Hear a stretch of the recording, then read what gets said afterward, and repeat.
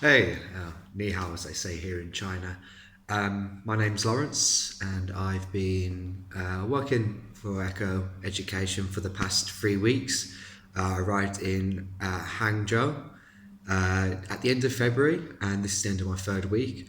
The first week is pretty much training, so you'll be in a hotel, and between like 9 to 4, 9 to 5 ish, you'll be going to do training orientation, getting used to like life's like here in China, as well as getting used to some techniques you can use and what you can expect from your schools and techniques you can use to help with the education there.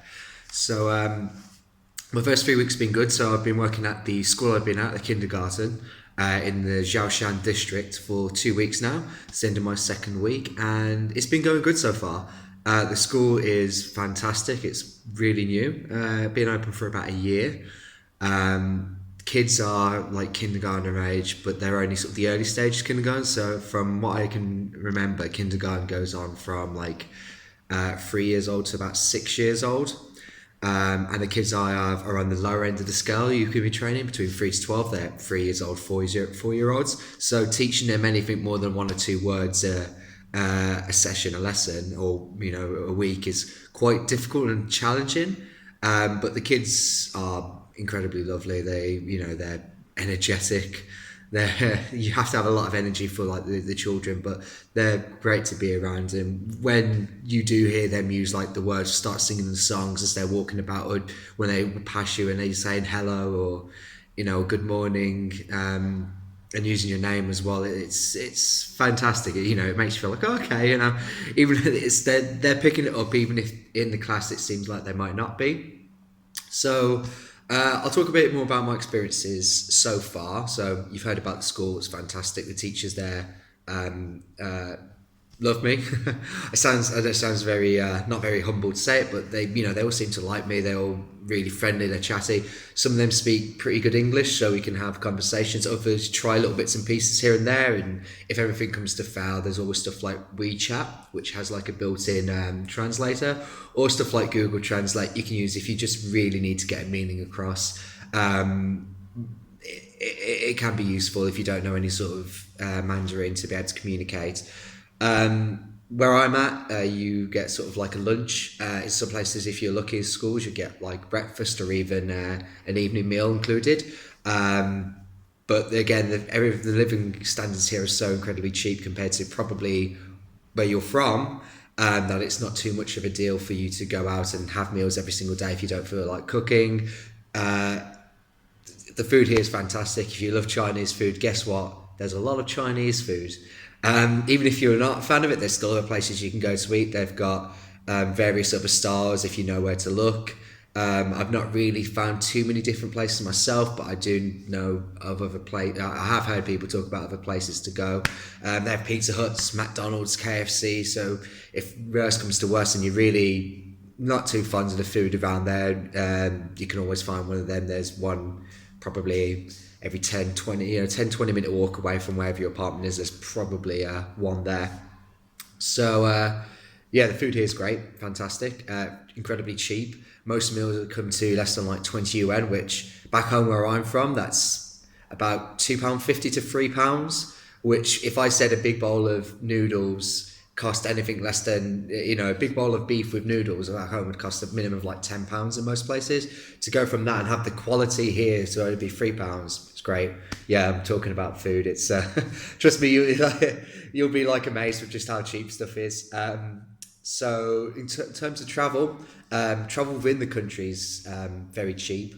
We have the DD, which is kind of like Uber, Lyft, if you have that sort of service, but much, much cheaper, probably a quarter or a third of the price of what I'd be using back home. So traveling is easy. The buses are pretty much 2 yuan for as many stops, so very cheap. And the subway lines, the most I've paid for at the moment for one trip is about 7 yuan, and that was a 40 or 50-minute journey. So again, back home, that's less than a pound, and you'd probably be able to travel a minute on like a subway in London for a pound if you're lucky. So you've got a lot of benefits with a lot of benefits for moving to China. And on the salary you get, the salary is incredibly good, probably from compared to where you're back home. And when you take into consideration the cost of living here is so much cheaper, bills are incredibly cheap. You'll be saving money, hand over fist to either use it to travel, see, or save up if you've got plans back home after your year or 2 year or however long you wish to stay up. You've got the options. Travel here is interesting. Make sure you pay attention to the services, like when you're doing like the legalization, notarization. That when you're doing, you're planning all these events to get here. Most of the time, you'll have to travel at least a day of travel, so always take that into consideration when you're flying over here, and try to book as early as possible when you're absolutely certain you're able to come, because again, cheaper flights is as best as possible. You are compensated at the end sort of for it, so you do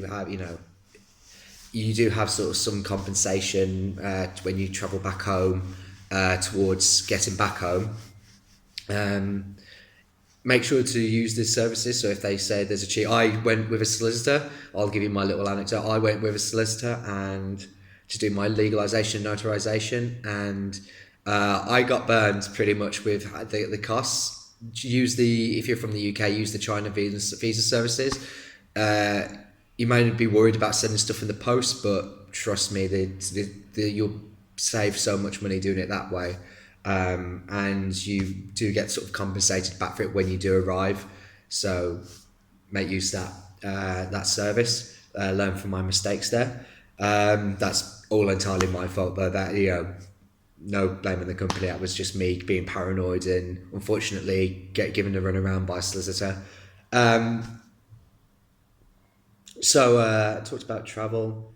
My apartment. So the apartment I'm in isn't just a white wall. There is stuff around there. I was lucky to get stuff like a kitchen, a refrigerator.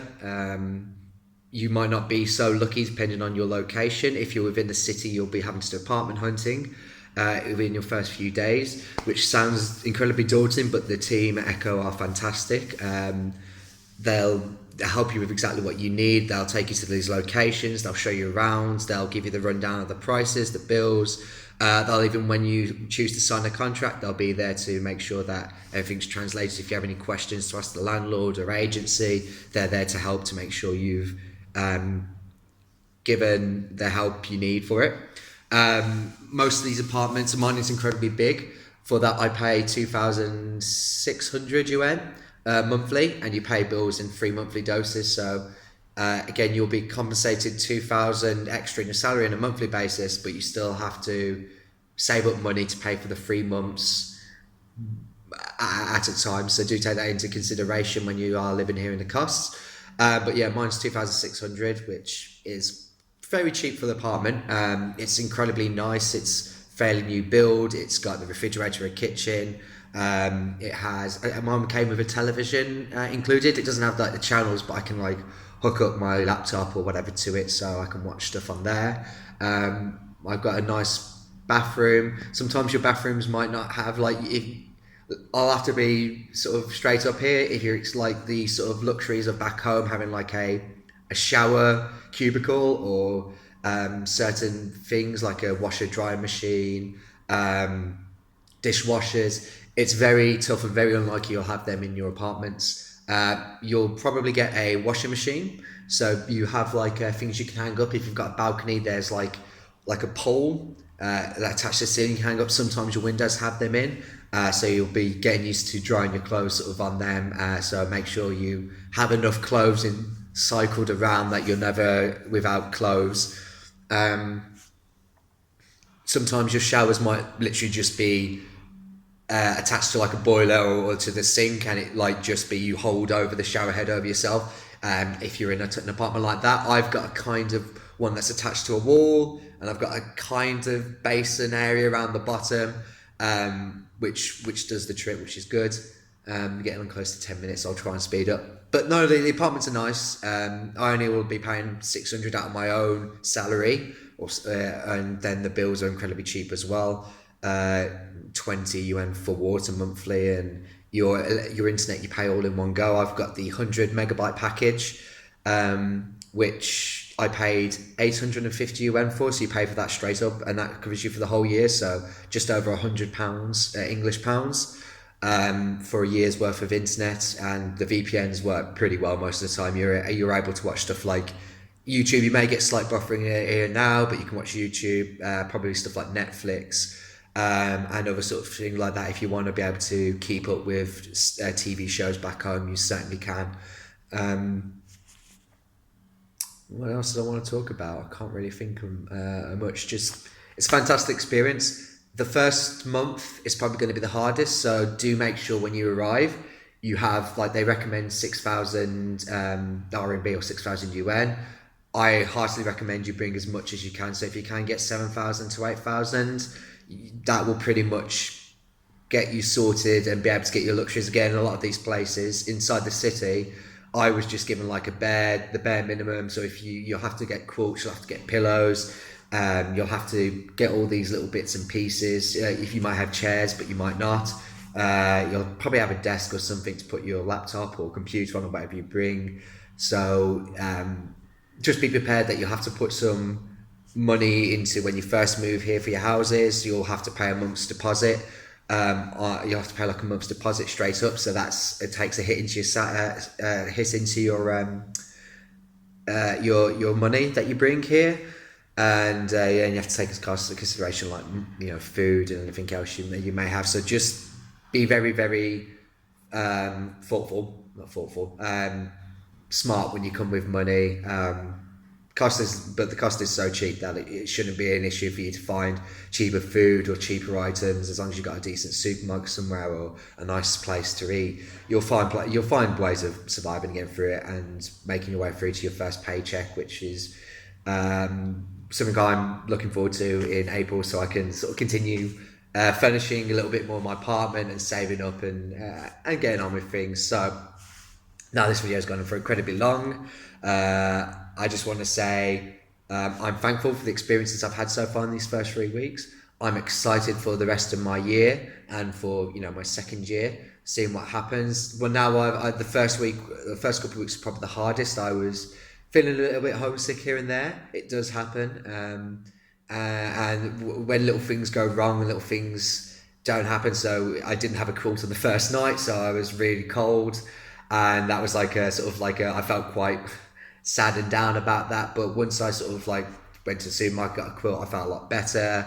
And just keeping a healthy frame of mind, and like the happy kids and the people at work, they got me through the first couple of weeks. So I'm now starting to enjoy myself here and seeing what Zhaoshan can offer me and what Hangzhou can offer me, and I'm looking forward to travel as much as China as possible whilst I'm here.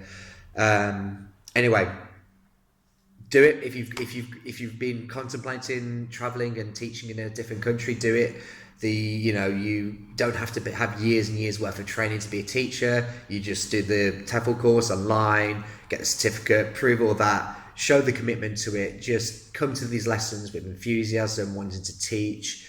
You don't have to worry about standing there for 12 hours a day having to give 10 different lessons. You're probably going to only be teaching one or two classes, so your lessons will be very similar on a daily basis. For a week perhaps you may be given the same lesson 10-12 times or something, and there's plenty of opportunities to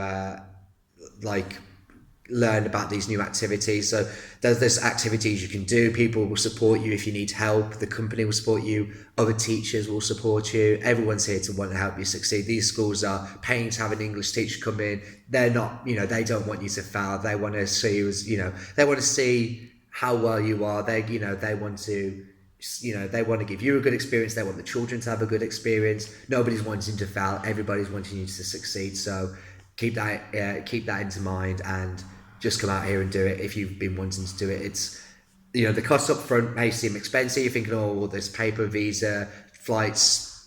Don't even think about it. If you can do it, because I'm not regretting all these decisions at this point. I'm excited for what the future brings.